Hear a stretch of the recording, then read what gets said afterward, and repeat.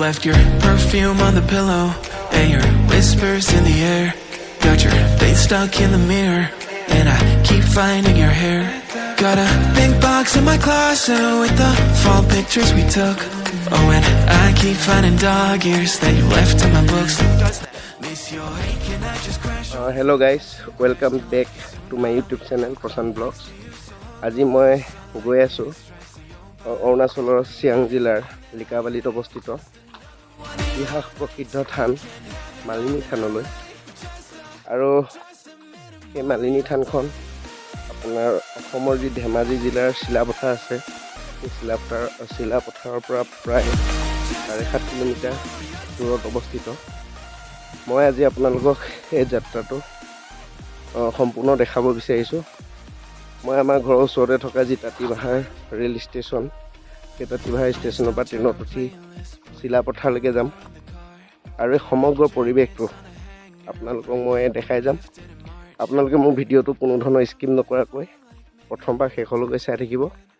যদি মোৰ ভিডিঅ'টো ভাল লাগে তেন্তে এটা লাইক কৰি দিব, লগতে চেনেলটো ছাবস্ক্ৰাইব কৰিব নাপাহৰিব আৰু আপোনালোকৰ বন্ধুবৰ্গৰ মাজত মোৰ এই ভিডিঅ'টো শ্বেয়াৰ কৰি দিব। তেন্তে বলক আজি ভিডিঅ'টো ইয়াৰ পৰা আৰম্ভ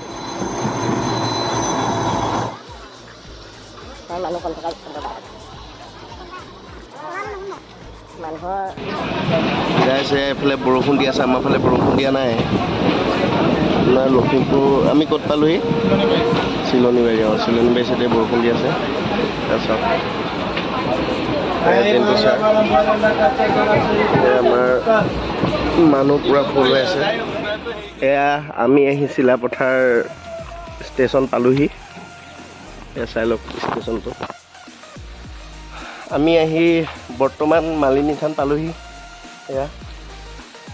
ইয়াৰ মাজতে এটা কথা ক'বই লাগিব যে শিলাপথাৰৰ ট্ৰেইন ষ্টেচনৰ পৰা মালিনী থানলৈ যিটো ৰাস্তা, এই ৰাস্তাটো ইমানেই বেয়া, সাংঘাতিক বেয়া। এবাৰ আহিলে গম পাই যাব কেনেকুৱা লাগে।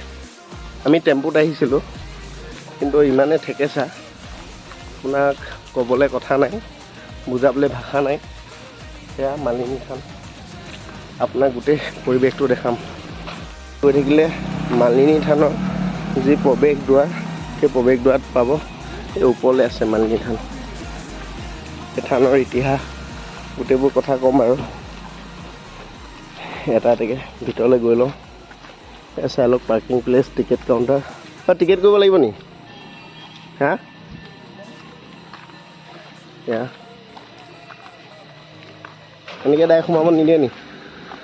এইখনে হৈছে মালিনী থানৰ গেটখন। এয়া মালিনী থান। এখন হৈছে মুখ্য দুৱাৰ। মালিনী থানলৈ আহিলে প্ৰথমতে টিকেট কৰি ল'ব লাগিব।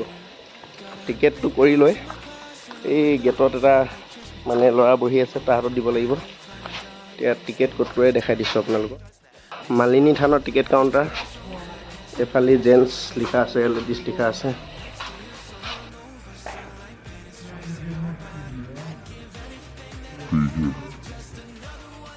ইয়াত ভিডিঅ' কৰিব নিদিলে আমাক। আমি আহি পাইছিলোঁ 12:30 বজাত। আকৌ আমাক কৈছে 1 বজাত বোলে মেইন গেট বন্ধ হৈ যাব, সেইকাৰণে আধা ঘণ্টাৰ ভিতৰত যিমান ফুৰিব লাগে ফুৰি ল'বলৈ কৈছে। কিন্তু ইমান ডাঙৰ এটা এৰিয়া, আধা ঘণ্টাত মানে ফুৰি সম্পূৰ্ণ কৰাটো সম্ভৱ নহয়। তথাপিও মই যি পাৰোঁ, যিমান দূৰলৈকে পাৰোঁ সকলোখিনি আপোনালোকক দেখাবলৈ চেষ্টা কৰিম। আপোনালোকে চাই যাওক আৰু ভিডিঅ'টো শেষলৈকে চাওক। আজি যিহেতু 2025 চনৰ ছেপ্টেম্বৰ মাহৰ 7 তাৰিখ দেওবাৰ, আজি ৰাতিলৈ চন্দ্ৰগ্ৰহণ থকাৰ কাৰণে এই থানখনৰ বন্ধ কৰা সময় 5 বজাৰ বিপৰীতে 1 বজাত বন্ধ কৰিব। আৰু আমি নাৰায়ণপুৰৰ পৰা এই থানত উপস্থিত হৈছিলোঁ দুপৰীয়া প্ৰায় 12:30 বজাত। আৰু এতিয়াও আমাৰ হাতত মাত্ৰ আধা ঘণ্টা সময় আছে আৰু এই আধা ঘণ্টাৰ ভিতৰতে আপোনালোকক যি পাৰোঁ সেইখিনি দেখাবলৈ চেষ্টা কৰিম। বন্ধুসকল, এতিয়া আমি উপস্থিত আছোঁ ধেমাজি জিলাৰ শিলাপথাৰৰ ওচৰৰ যি অসম অৰুণাচল সীমান্তৱৰ্তী লিকাবালিত অৱস্থিত এই ঐতিহ্যমণ্ডিত পবিত্ৰ মালিনী থানত।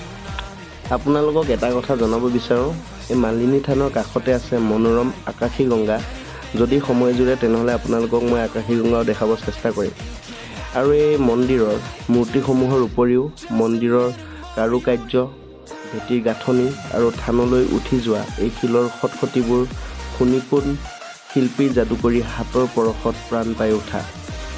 আপোনালোকক জনাব বিচাৰোঁ, যদি আমি এই থানখনৰ ইতিহাস ফঁহিয়াই চাওঁ তেনেহ'লে আমি গম পাম যে এই থানৰ যি ধ্বংসাৱশেষসমূহে ইয়াক 13-14 শতিকাৰ কোনোবা এজন চুতীয়া ৰজাই নিৰ্মাণ কৰা বুলি প্ৰতীয়মান কৰিছে। এই মন্দিৰৰ যি শিলত উদ্ধাৰ হোৱা কিছুমান বিশেষ চিহ্ন পূৰ্বৰ চুতীয়া ৰাজ্যৰ অন্য ঠাই যেনে শদিয়াৰ তাম্ৰেশ্বৰী মন্দিৰ, বুঢ়াবুঢ়ী থান, নক্সা পৰ্বত ইত্যাদিত দেখা পোৱা যায়। বন্ধুসকল, ইয়াৰ ভিতৰতে তাম্ৰেশ্বৰীৰ চিহ্নবোৰ 1442 খ্ৰীষ্টাব্দত চুতীয়া ৰজা মুক্ত ধৰ্মনাৰায়ণে নিৰ্মাণ কৰা দেৱালত দেখা পোৱা গৈছিল। গতিকে ইয়াৰ পৰা ধৰিব পাৰি যে মালিনী থানখনো এইকেইটা বংশৰে পূৰ্বৰ ৰজা এজনে নিৰ্মাণ কৰাইছিল। উল্লেখযোগ্য যে 10 শতিকাত লিখা যি কালিকা পুৰাণত এই তাম্ৰেশ্বৰী মন্দিৰৰ বিষয়ে আছে যদিও আমাৰ এই মালিনী থানৰ কথা কিন্তু পোৱা নাযায়। ইয়াৰ মাজতে আপোনালোকক আৰু এটা কথা জনাব লাগিব যে এই মন্দিৰৰ যি ভাস্কৰ্যৰ উৰিষ্যাত থকা কোণাৰ্ক সূৰ্য মন্দিৰৰ ভাস্কৰ্যৰ লগত সাদৃশ্য আছে। আৰু এই মালিনী থানখন অসমৰ লগতে দেশ বিদেশৰ পৰ্যটকৰ বাবে আকৰ্ষণৰ কেন্দ্ৰবিন্দু। সেউজীয়া পাহাৰ আৰু নৈসৰ্গিক সৌন্দৰ্যই আৱৰি ৰখা মা পাৰ্বতীৰূপী অষ্টদশ ভুজা দেৱীক উপাসনা কৰি সকলোৱে আশীষ লয় এই থানৰ পৰা। বন্ধুসকল, এই মালিনী থানত প্ৰধানকৈ দেৱী দুৰ্গা আৰু শিৱৰ নামত উপাসনা কৰা হয়। এই থান 13-14 শতিকাত যিহেতু চুতীয়া ৰজাসকলে নিৰ্মাণ কৰা বুলি জনা যায় আৰু এই থানৰ লগত কৃষ্ণ আৰু ৰুক্মিণীৰ নামো জড়িত হৈ থকা দেখা পোৱা যায়। কাহিনী অনুসৰি কৃষ্ণ আৰু ৰুক্মিণীয়ে যেতিয়া বিবাহ কৰাইছিল, বিবাহৰ পিছত তেওঁলোক এই ঠাইলৈ আহে আৰু তেতিয়া পাৰ্বতীয়ে এজনী মালিনী ৰূপত তেওঁলোকক সেৱা শুশ্ৰূষা কৰিছিল। তেতিয়াৰ পৰাই এই ঠাইৰ নাম মালিনী হয়। খনন কাৰ্যৰ ফলত মালিনী থান মন্দিৰৰ 3টা গৃহ উদ্ধাৰ হৈছিল। বন্ধুসকল, ইয়াৰে ভিতৰত 2টা গৃহ মুখ্য মন্দিৰৰ স্থলত অৱস্থিত আৰু তৃতীয়টো সেই স্থলৰ পৰা উত্তৰ-পশ্চিম দিশত অৱস্থিত। মন্দিৰৰ শিলবোৰ লোহাৰৰ বজতি লগাই জোৰা লগোৱা হৈছিল। এই 3টা গৃহৰ উত্তৰত নন্দীৰ মূৰ্তি এটা ৰখা হৈছিল আৰু এই ঠাইত উদ্ধাৰ হোৱা আন মূৰ্তিবোৰৰ ভিতৰত উল্লেখনীয় হৈছে দুৰ্গা, শিৱ, লক্ষ্মী, সৰস্বতী, সূৰ্য, গণপতি, ইন্দ্ৰ আৰু ব্ৰহ্মা। যিহেতু বন্ধুসকল মই আগতে জনাইছোঁ যে আজি চন্দ্ৰগ্ৰহণ থকাৰ কাৰণে এই থানখনৰ মুখ্য দুৱাৰ 5 বজাৰ বিপৰীতে 1 বজাত বন্ধ কৰিব আৰু আমাৰ হাতত বিশেষ বেছি সময় নাই, তথাপিও আপোনালোকক কৈ থওঁ এই পাহাৰখনৰ ওপৰলৈ এটা ৰুক্মিণী মন্দিৰ আছে আৰু সেই মন্দিৰৰ কাষতে এটা পুৰাতাত্ত্বিক সংগ্ৰহালয়ো আছে। এই সংগ্ৰহালয়ত খনন কাৰ্যত উদ্ধাৰ হোৱা বিভিন্ন আপুৰুগীয়া ঐতিহাসিক সমলসমূহ সংৰক্ষণ কৰি ৰখা হৈছে। বন্ধুসকল, যিহেতু আমাৰ সময় এতিয়া সমাপ্ত হৈছে, যিহেতু আপোনাৰ 1 বাজিলে এতিয়া আমি ইয়াৰ পৰা যাবগৈ লাগিব আৰু যাবলৈ এই ৰাস্তাটোৱেদি যাব লাগিব। আপোনালোকক মই দেখাই দিছোঁ, এইটো ৰাস্তা দি যাব লাগিব। এইটো ৰাস্তা হ'ল মানে আপোনাৰ এক্সিট ৰাস্তা, তালৈ আমি যাম। বেছি দেৰি থাকিব নাপালোঁ আৰু যি পাৰিছোঁ আপোনালোকক দেখালোঁ।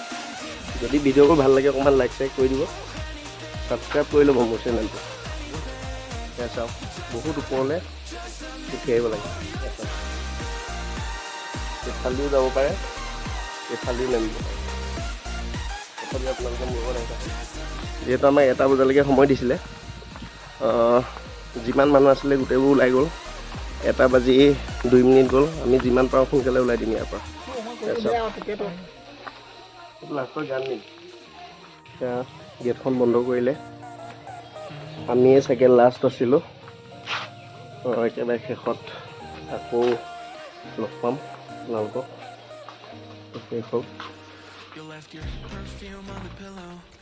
মালিনী থান বিকাশ পৰিষদ, লোৱাৰ চিয়াং ডিষ্ট্ৰিক্ট, অৰুণাচল প্ৰদেশ, লিকাপালি।